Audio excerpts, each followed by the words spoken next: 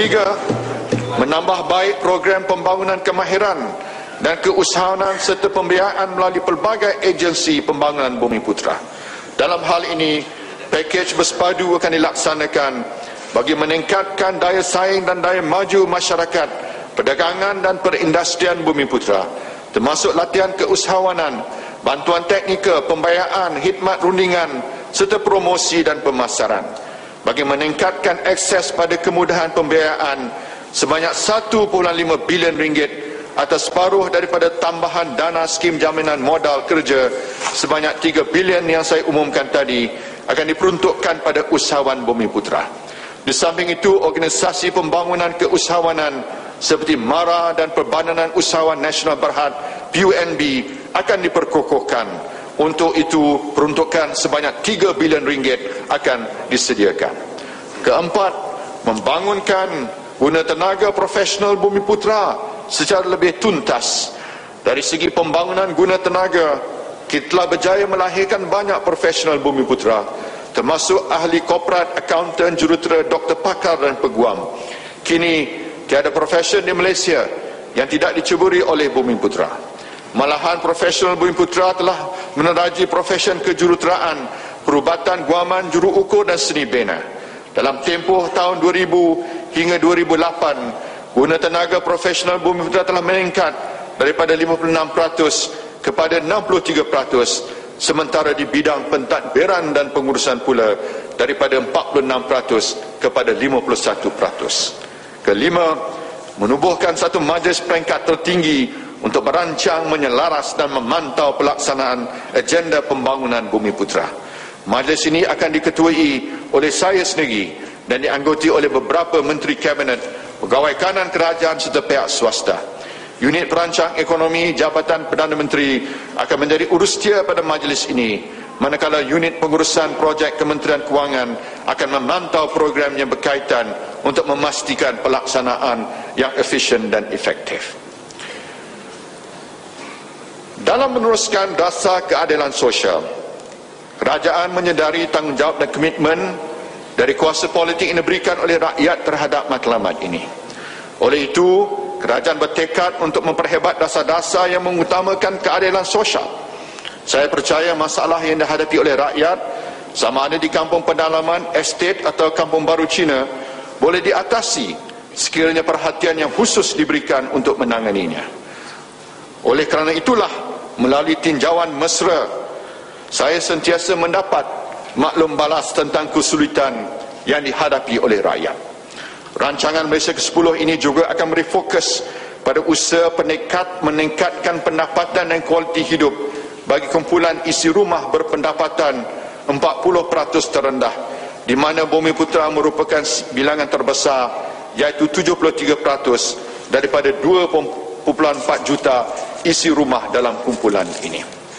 Sebagai langkah meningkatkan daya saing dan kecekapan pasaran serta memastikan penggunaan sumber yang lebih optimal, kawalan harga dan subsidi perlu dirasionalkan secara berperingkat untuk menghapuskan market distortion dan penyelewengan.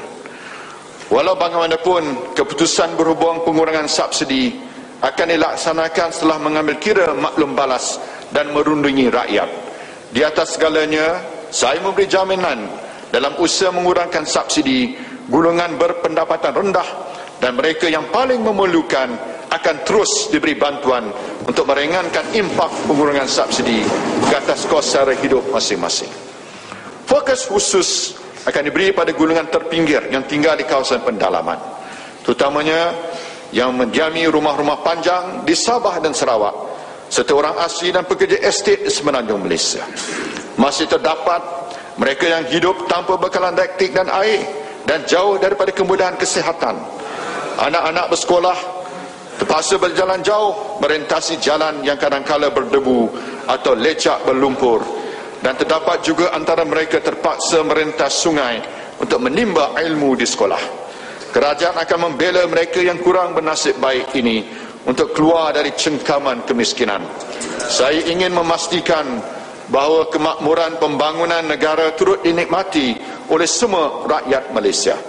Sekadar memberi contoh dari perkampungan Melayu di Greek Perak, perkampungan orang asli di Postitum Cameron Highlands, pekerja India di Ladang Meri Kuala Selangor, masyarakat Kampung Baru Cina di Pasir Hitam Perak, masyarakat Iban di Mujung Balih Sarawak, dan masyarakat Rungus di Kudat Sabah. Untuk ini, kerajaan akan mempergiatkan pelaksanaan pelbagai program ekonomi dan penyediaan kemudahan asas. Kerajaan juga sedang mempertimbangkan kaedah untuk memberi hak milik tanah kepada masyarakat orang asli dan Bumiputera di Sabah dan Sarawak. Ini akan membolehkan mereka mendapat manfaat daripada program pembangunan pertanian secara bersepadu menggunakan pendekatan agropolitan dan contract farming. Mereka juga akan diberi akses yang lebih baik pada infrastruktur dan kemudahan awam seperti jalan, pendidikan dan latihan kemahiran. Tumpuan juga akan diberi untuk memperbaiki kualiti hidup pekerja ladang dan displaced estate workers. Sambungan bekalan air ke 182 estate yang mempunyai keluasan 1,000 atau kurang dan terletak tidak melebihi 5 km daripada paip utama akan dilaksanakan dengan peruntukan sebanyak 109 juta ringgit. Program latihan kemahiran pula akan disediakan terutamanya kepada golongan muda pelbagai kaum yang tercicir daripada persekolahan bagi membolehkan mereka mendapat peluang pekerjaan yang lebih baik. Bagi mereka yang berminat menjalankan perniagaan kecil-kecilan, akses pada kemudahan mikrokredit, AIM, Amanah Akta Malaysia dan Tekun akan disediakan dalam usaha menangani kemiskinan bandar. Kemudahan pinjaman ini akan dipakej bersama dengan latihan keusahawanan bagi membina keupayaan mereka dalam bidang seperti pengurusan kewangan, penyediaan rancangan perniagaan, pemasaran dan promosi. Latihan ini akan dijalankan di Institut Keusahawanan Negara INSCAN, Pusat Giatmara dan Institut Kemajuan Desa. Penduduk yang tinggal di kawasan Kampung Baru Cina akan juga diberi bantuan. Kini terdapat 280,000 isi rumah yang tinggal di kawasan Kampung Baru Cina. Untuk membantu mereka membuat pembayaran premium tanah bagi pelanjutan tempoh pajakan, mereka akan disediakan pinjaman mudah yang akan disalurkan melalui Bank Simpanan Nasional. Untuk ini, sebagai permulaan, dana pembiayaan sebanyak 100 juta ringgit akan disediakan. Selain daripada itu, untuk menangani isu-isu masyarakat yang lain, jawatankuasa Kabinet mengenai hal ehwal kaum India dan kaum Bumiputera Sabah Sarawak akan diteruskan. Tuan Yang Dipertua, teras strategi keempat, membangun dan mengekalkan modal insan bertaraf dunia.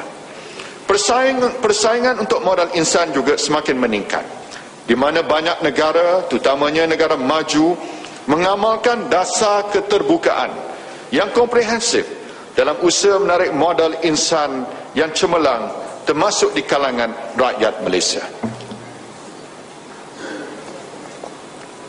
Tenaga kerja mahir dan berpengetahuan tinggi merupakan cutting edge kepada daya saing negara. Dalam hal ini, kerajaan akan mengambil langkah holistik bagi memperkokoh sistem pendidikan dan latihan bermula daripada pendidikan awal kanak-kanak sehingga peringkat pengajian tinggi. Di samping menyediakan infrastruktur pengajaran dan pembelajaran yang terbaik, kerajaan juga akan memastikan kualiti guru dan tenaga pengajar mencapai tahap yang sewajarnya. Untuk menambah baik lagi kualiti pelajar, nisbah guru siswazah di sekolah rendah akan ditingkatkan daripada 28% kepada 60%. Prestasi pelajar dalam mata pelajaran kritikal, terutamanya bahasa kebangsaan, bahasa Inggeris, sains dan matematik, akan juga dipertingkatkan dengan menambah bilangan guru berkualiti. Bagi mencapai matlamat ini, program pengsiswazahan guru akan dipergiatkan. Bagi memperhebat kualiti guru prasekolah pula, syarat kelayakan pelantikan guru prasekolah akan ditingkatkan kepada diploma dan sarjana muda. Kerajaan berhasrat menjadikan profesion keguruan sebagai kerjaya pilihan kepada calon yang cemerlang. Bagi memenuhi keperluan guru bahasa Mandarin di sekolah jenis kebangsaan serta sekolah kebangsaan, lulusan Unified Examination Certificate UEC yang telah memiliki sijil SPM sebelumnya akan diberi pertimbangan untuk mengikuti pengajian di Institut Pendidikan Guru bagi program Bahasa Cina. Pertimbangan yang sama juga